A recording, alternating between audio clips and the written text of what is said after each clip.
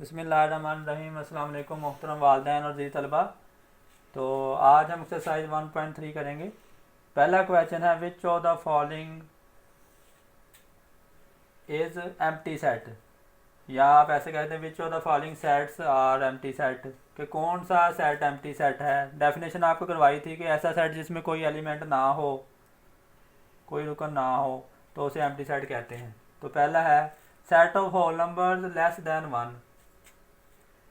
तो वन से पहले कोई होल नंबर होता है वो ज़ीरो होता है, तो ये हमारा एम्प्टी सेट नहीं है। It is not empty set. आप लिख देंगे जी it is not empty set. ये पहले क्वेश्चन का आंसर आ जाएगा, it is not empty set. अब जो चौथा जुज है क्वेश्चन नंबर 1 का, set of natural numbers less than one, कि वन से छोटे नेचुरल नंबर, तो वन से छोटे नेचुरल नंबर नहीं होते, तो ये होगा it is empty set. It is empty set, यानी अगर आपका सेट अरकान उसमें मौजूद हों तो वो एम्प्टी सेट नहीं होगा, और अगर उसमें कोई अरकान नहीं है तो वो एम्प्टी सेट होगा। क्वेश्चन नंबर 2 है separate finite and infinite sets. तो ई सेट है 3, 6, 9, आगे 100 लिखा हुआ है, ये आगे चल रहे हैं। तो ऐसे अरकान जो आगे चल रहे हों तो वो फिर इनफिनिट सेट में आएंगे। तो आप लिखेंगे इट इज़ इनफिनिट सेट। ऐसा सेट जिसके अरकान लामहदूद हों, वो सेट ख़त्म ना हो, आगे चलता जाए, तो उसे कहते हैं इनफिनिट सेट। आगे डी है इस्लामिक मंथ। तो इस्लामिक मंथ जो हैं वो गिने जाते हैं, तो आप लिखेंगे it is finite set. It is finite set. तो ऐसा सेट जिसके अरकान महदूद हों, फिनिट हों, लिमिटेड हों, उसे कहते हैं फिनिट सेट। क्वेश्चन नंबर 3 है which of the following pairs are equivalent and non equivalent sets. तो अगर आपके पास दो सेट हैं, उनके अरकान की तादाद एक जैसी है, तो वो इक्विवेलेंट सेट, और अगर अरकान की तादाद एक जैसी नहीं है तो वो नॉन इक्विवेलेंट सेट्स। तो ये पहला है ए और बी, ये नॉन इक्विवेलेंट है। आप लिखेंगे नॉन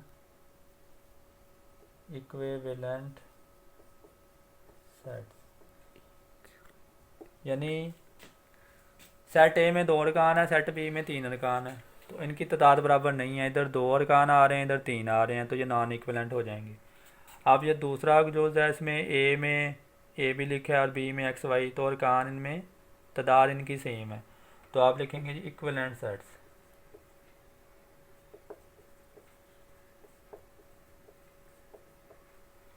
आगे which of the following pairs are equal. अब आपने देखना कौन से इक्वल हैं। अब सेट ए है, इसमें ए बी सी डी ई लिखा हुआ है, और सेट बी में भी ए बी सी डी लिखा हुआ है, लेकिन शफलिंग की हुई है, आगे पीछे अरकान लिखे हैं, लेकिन अरकान की तादाद भी एक जैसी है। इधर भी आपके 5 अरकान है, इधर भी 5 अरकान है, और इंट्रीज भी सेम है, यानी इधर भी ए है, इधर भी ए है, बी भी है, दोनों में सी भी है, डी भी है और ई भी है। तो आप लिखेंगे जी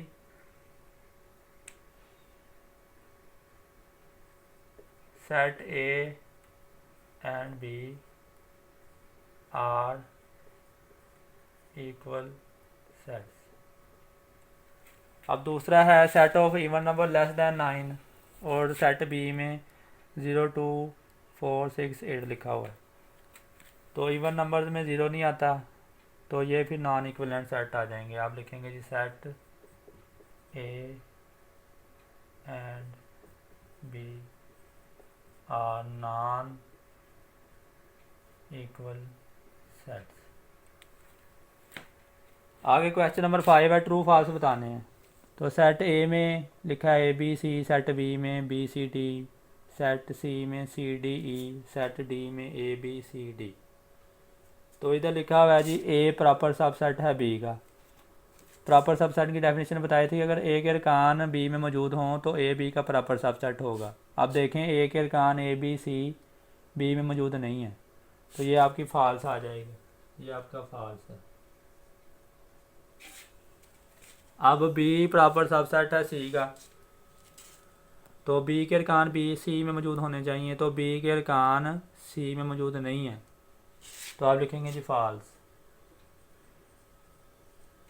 इसी तरह वो कहता है सी प्रॉपर सबसेट है ए का, तो सी के अरकान ए में मौजूद नहीं है, तो आप लिखेंगे जी फॉल्स।